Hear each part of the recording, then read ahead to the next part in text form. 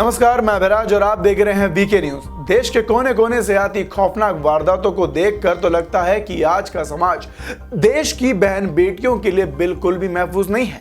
आए दिन acid attack, घरेलू हिंसा तो कभी बलात्कार की खबरों से सबको डरने पर मजबूर कर दिया है।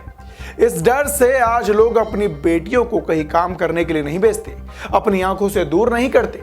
बच्चियों के माता पिता को हर वक्त ये डर सताता रहता है कि कहीं उनकी बेटी किसी हैवान की हवस का शिकार ना बन जाए। इस बीच एक ऐसी ही रूह कंपा देने वाला मामला सामने आया है, वो भी उत्तर प्रदेश के मुजफ्फरनगर से, जहां एक किशोरी के साथ गैंगरेप की वारदात को अंजाम दिया गया। हैरानी की बात तो यह है कि मामले में आरोपी संप्रदाय विशेष के युवकों ने नाबालिग को अगवा कर पहले बंधक बनाकर बारी बारी उसके साथ सामूहिक दुष्कर्म किया और फिर उसके बाद उसे बेहोशी की हालत में हाईवे के किनारे फेंक कर वहां से फरार हो गए। वहीं पीड़िता की शिकायत पर उन दरिंदों के खिलाफ अपहरण व गैंगरेप की धारा में मुकदमा दर्ज कर दोनों आरोपियों को गिरफ्तार कर लिया है, जिनका नाम फरमान और वसीम बताया गया है। और वहीं उनके एक अन्य साथी जो कि फरार बताया जा रहा है, उसकी तलाश में जगह जगह दबिश दी जा रही है। वहीं जब इस मामले से जुड़ी जानकारी हिंदू जागरण मंच के कार्यकर्ताओं के पास पहुंची तो उन्होंने थाने पर जाकर हंगामा शुरू कर दिया और तीनों आरोपियों पर सख्त कार्रवाई की मांग की ताकि किसी और बच्ची के साथ इस तरह की दरिंदगी दोबारा ना हो।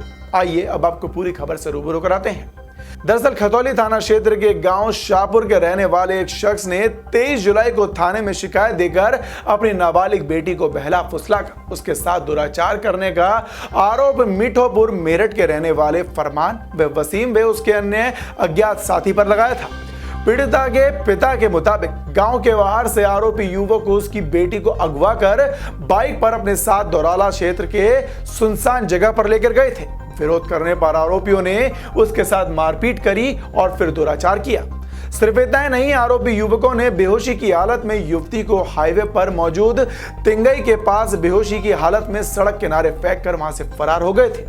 वहीं जब होश आने पर लड़की किसी तरह से अपने घर पहुंची तो उसने अपनी आप बीती अपने परिजनों को बताई, जिसके बाद पूरा परिवार गुस्से से भर उठा और फिर थाने जाकर इंसाफ की गुहार लगाने लगा। ये मामला यही नहीं थमा। पीड़िता के पक्ष के मुताबिक आरोपी युवकों ने मोबाइल पर कानूनी कार्रवाई करने पर जान से मारने की धमकी भी थी, लेकिन इंसाफ की तलाश में अंजाम की फिक्र ना करते हुए परिजनों ने थाने में तहरीर देकर कार्रवाई की मांग की।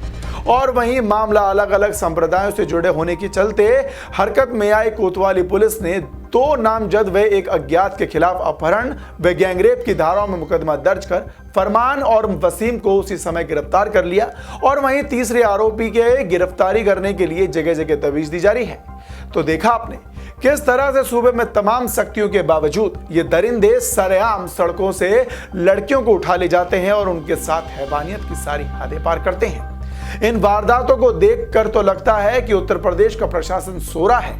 माना जा रहा है कि उन्हें आरोपियों को पकड़ लिया है, लेकिन क्या वो उस मासूम की लूटी हुई आबरू को वापस लौटा सकेंगे? किसी ने वो बात सही कही है कि कानून किसी को भी पूरा इंसाफ नहीं दिला सकता। अब ऐसे में सरकार को ऐसे घिनौने अपराध के खिलाफ सख्त सजा मुकम्मल करनी चाहिए ताकि ऐसी घटिया हरकत करने से पहले अपराधी की रूह कांप जाए। खबर पर अपनी राय हमें जरूर बताएं और देखते रहें वीके न्यूज। धन्यवाद।